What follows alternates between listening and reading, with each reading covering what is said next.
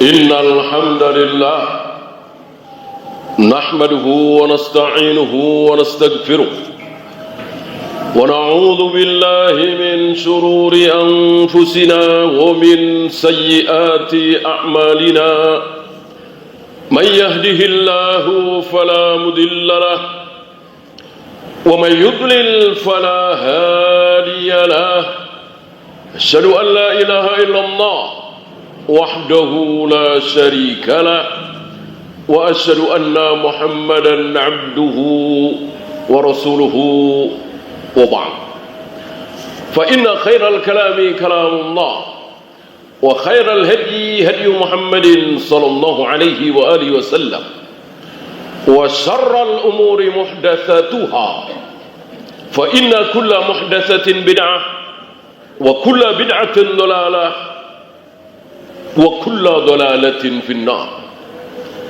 Jamaah azakumullah,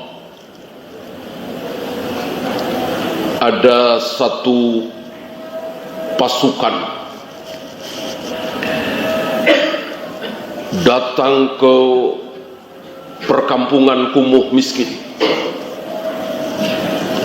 Pasukan ini memaksa penduduk yang miskin ini untuk ikut. Dilempar ke truk, kemudian dibawa kemana? Dimasukkan ke hotel bintang 5 dengan fasilitas yang luar biasa, makannya, minumnya, tempatnya ber-AC dan seterusnya dan seterusnya.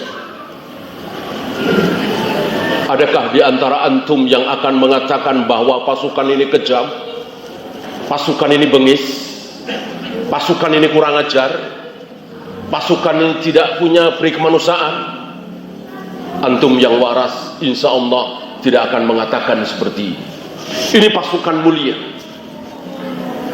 pasukan yang cinta kepada sesama, pasukan yang mengajak kepada kebahagiaan, kenikmatan. Antum tahu pasukan siapa itu? Pasukan ini pasukan siapa? Pasukan kaum muslimin, pasukan Nabi, pasukan para sahabat, tabi'in, atba'ut tabi'in, seperti itu. Antum tahu, seandainya pasukan Islam tidak datang ke Andalus, tidak datang ke Spanyol, apa yang terjadi? Seluruh manusia di Andalus kekal di neraka selama-lamanya. Seandainya pasukan Islam tidak datang ke Syam, ibu kota Romawi waktu itu, Heraklius, Nasor, apa yang terjadi? Orang-orang Syam kekal di neraka selama-lamanya. Begitu pula ketika pasukan Islam tidak datang ke Mesir, tidak datang ke Yaman, sibuk sendiri di Madinah, tidak mengirimkan pasukan ke luar negeri, apa yang terjadi? Sedikit sekali yang masuk surga. Kenapa? Karena hanya orang Islam yang masuk surga. Orang Kristen, orang Buddha, orang Hindu, orang Konghucu, non-Muslim, kafir, tidak ada satupun yang masuk surga. Dengan bahasa halus Allah mengatakan hatta yalijal jamalu fi sammil qiyat. Orang-orang kafir non-Muslim bisa masuk surga kalau sudah ada unta masuk lubang jarum. Kan mustahil. Begitu pula mustahil orang-orang Yahudi, Nasrani, Buddha, Hindu, Konghucu, non-Muslim masuk surga, mustahil. Antum tahu bagaimana neraka, antum tahu bagaimana surga. Nah, agar banyak manusia yang masuk surga, mau tidak mau kaum muslimin harus mendatangi negeri-negeri kafir. Langsung diserang? Tidak. Ajak mereka masuk Islam. Sebagaimana pesan Nabi kepada Mu'adz bin Jabal, hal pertama yang engkau ajak kepada mereka mengucapkan asyhadu an la ilaha illallah wa asyhadu anna muhammadar rasulullah, kunci surga ini. Ketika ini sudah diucapkan, walaupun barangkali berzina, walaupun minum khamr, walaupun berjudi, walaupun korupsi, Allah Maha Pengampun. Tapi kalau syahadat belum pernah keluar dari mulut dia, mau jujur, mau amanah, mau pegiat sosial, mau menyantuni ribuan fakir miskin, tetap kekal di neraka selama-lamanya. Antum tahu Abu Thalib orang baik apa orang jahat? Orang baik. Antum kira Abu Jahal, Abu Lahab orang jahat? Orang baik. Jahatnya terhadap ajaran Islam. Abu Jahal, Abu Lahab kalau menang judi itu untuk fakir miskin. Aib bagi Abu Jahal, Abu Lahab kalau menang judi dimakan sendiri. Tapi mereka kekal di neraka selama-lamanya. Karena apa? Karena belum keluar syahadat dari mulutnya.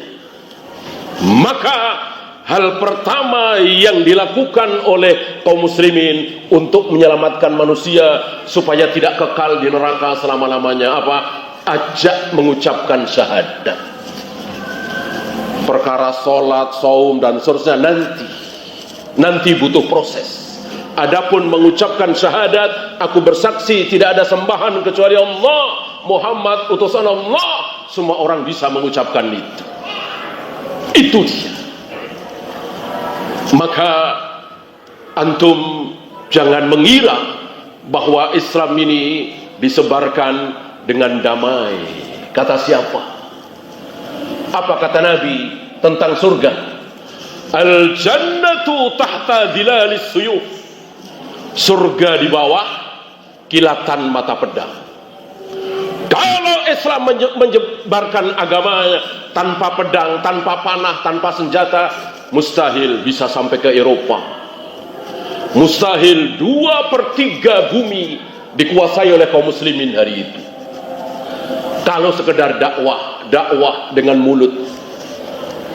Nabi bawa pasukan, Abu Bakar bawa pasukan, sampai kepada Umar bin Abdul Aziz, sampai kepada Harun Ar-Rasyid, mendatangi negeri-negeri kafir dengan misi suci, tujuan suci, supaya apa? Supaya orang-orang kafir itu tidak kekal di neraka selama-lamanya. Kan kasihan. Luar biasa. Begitulah yang terjadi. 100 tahun setelah Nabi wafat, 200 tahun setelah Nabi wafat, 500 tahun setelah Nabi wafat, 700 tahun setelah Nabi wafat, mulai kendor, mulai kendor, mulai kendor, mulai kendor. Akhirnya gantian. Bukannya kaum muslimin mendatangi negeri-negeri kafir, malah Belanda, Portugis ke Indonesia, Inggris yang kafir ke Malaysia, Perancis ke Aljazair, dan seterusnya, dibalik. Bukannya kaum muslimin yang mendatangi negeri-negeri kafir supaya mereka tidak kekal di neraka, terbalik. Orang-orang kafir justru datang ke negeri-negeri muslim. Dan belum lupa kita apa yang terjadi di negeri kita ini 100 tahun yang lalu, 200 tahun yang lalu, 300 tahun yang lalu, didatangi oleh orang-orang kafir. Akhirnya kita kaum muslimin dijajah. Padahal dulu zaman Nabi, zaman Abu Bakar, zaman Umar, zaman Utsman, sampai zaman Umar bin Abdul Aziz, sampai zaman Harun Ar-Rasyid, menjajah. Maka tinggal pilih, mau menjajah apa dijajah. Tinggal pilih. Maka barangkali hari ini sudah ada yang memicu. Maka jangan jadikan apa yang terjadi antara Yahudi dengan Palestina itu dua negara. Jangan. Jadikanlah sekalian. Islam yang habis, apa Yahudi yang habis. Kobarkan semangat jihad. Bikin pemimpin-pemimpin muslim, presiden-presiden muslim, perdana menteri muslim, raja-raja muslim marah. Ghadban lillah, marah karena Allah, membela saudara-saudara kaum muslimin yang dizalimi. Li'i'la'i kalimatillah, meninggikan kalimat Allah, dan muncul kembali jihad. Tentu Amerika tidak mau, Eropa tidak mau, PBB tidak mau. Maka mereka mengecilkan permasalahan itu, masalah Yahudi dengan Gaza, itu permasalahan Yahudi dengan Palestina. Jangan mau. Ini permasalahan kaum muslimin dengan Yahudi. Dan tidak akan terjadi kiamat sebelum kaum muslimin berhasil membantai Yahudi. Bahkan nanti, ini kata Nabi alaihi salatu wassalam, jangankan seorang muslim, pohon pun membantu. Pohon-pohon, batu membantu untuk terbantainya orang-orang Yahudi dan Nasrani. Kecuali satu pohon, yaitu pohon Gorkot. Sabda Nabi alaihi salatu wassalam, pohon-pohon bisa bicara. Ya muslim warai Yahud faktulhu. Wahai muslim, ini di belakangku ada Yahudi, bantailah dia, bunuhlah dia. Aqulu qawli hadza astaghfirullah li wa lakum.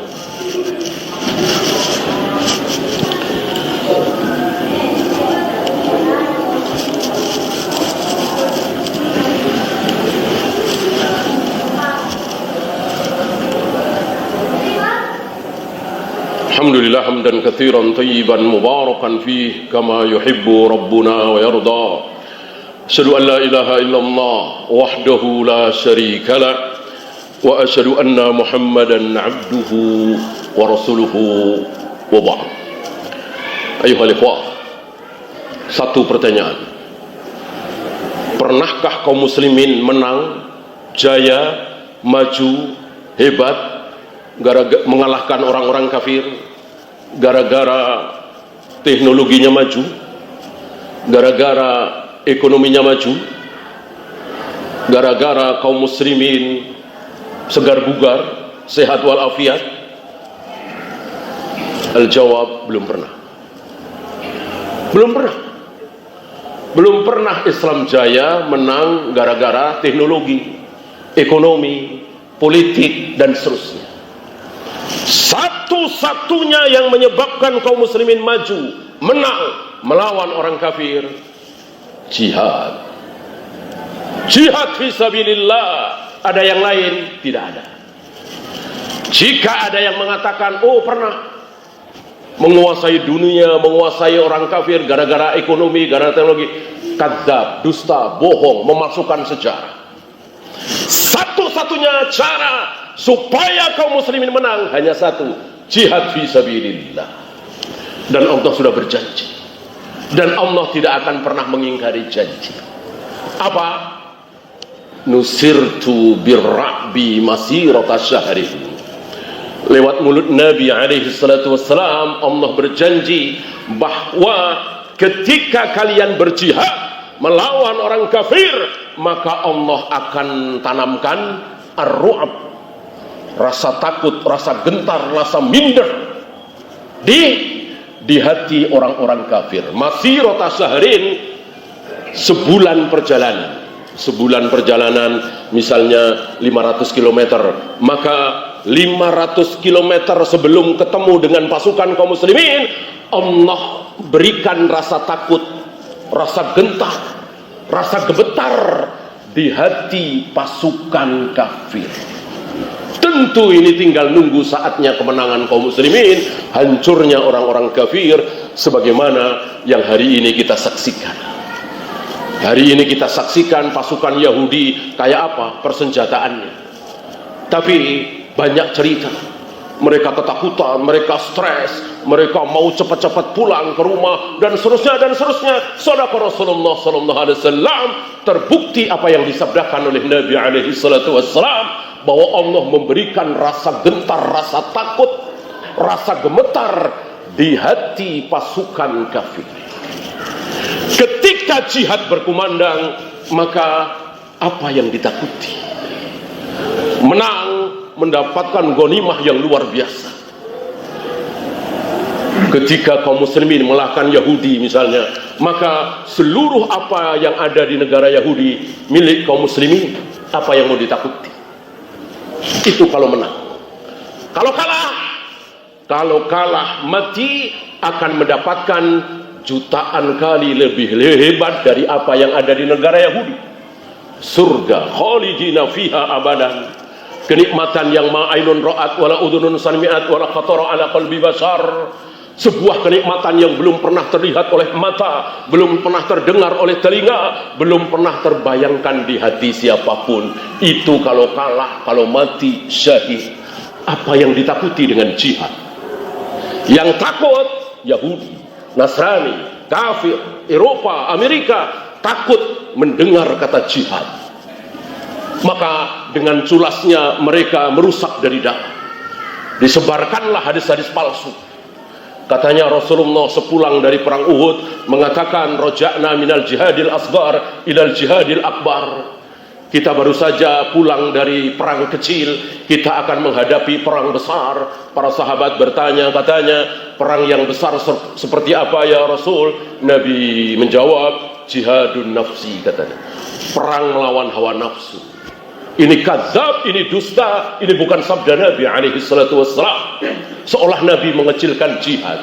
Justru orang yang meninggalkan anaknya, meninggalkan istrinya, meninggalkan hartanya, meninggalkan status sosialnya untuk pergi mempertaruhkan nyawa milik dia satu-satunya, tentu dia sudah melawan hawa nafsu. Kalau dia tidak sanggup melawan hawa nafsu, ngapain berangkat jihad? Enak-enak dengan anaknya, istrinya, hartanya. Ini dusta sedusta-dustanya. Dan ini bikinan orang-orang Yahudi. Untuk apa? Agar kaum muslimin tidak ada semangat jihad. Dan hari ini sedikit kita dengar para tokoh, para ulama mengumandangkan jihad. Mestinya ini diteriakkan di mimbar-mimbar, di majelis-majelis. Agar apa? Agar pemimpin-pemimpin kita mengirimkan pasukan untuk membantai Yahudi laknatullah alaihi. Allahumma salli ala Muhammad wa ala ali Muhammad kama sallaita ala Ibrahim wa ala ali Ibrahim innaka Hamidum Majid.